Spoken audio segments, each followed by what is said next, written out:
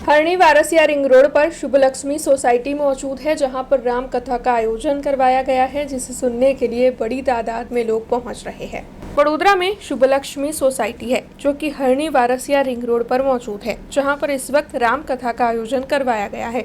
मुकेश महाराज के कंठ पर ये राम कथा आयोजित करवाई गई है। तब शुभ लक्ष्मी सोसाइटी और आसपास की अन्य कई सोसाइटी के निवासी भी रोजाना वहां पर राम कथा सुनने के लिए पहुंच रहे हैं। तब आज वहां पर राम जन्मोत्सव मनाया गया था और बड़ी तादाद में श्रोता कथा का रसपान करते हुए दिखाई दिए थे।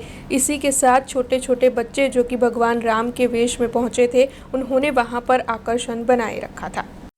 जय सियाराम।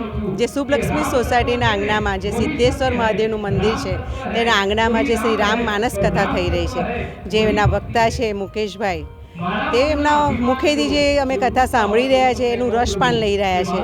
પણ જે દૂર દૂરથી આજુબાજુની સોસાયટીમાંથી જે એક દિવસ બે દિવસ એમ કરીને આજે 250થી 300 માણસ આવીને સાંભળી રહ્યા છે, એમનું રસપાન કરે છે. એટલે એ વક્તાના મુખેથી જે સાંભળીએ છીએ એમનું રસ લઈ અને ઘરે જઈએ છીએ તેમ આનંદ થાય છે કે આપણી ઘરે બી આવું રસપાન કરવા માટે ગુરુની આગમન કરીએ.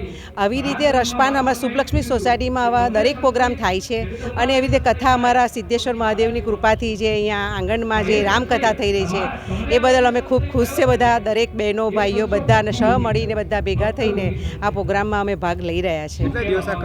9 દિવસની કથા છે અને શનિવારે કથા ચાલુ થઈ હતી અને રવિવારે પૂરી થાય છે.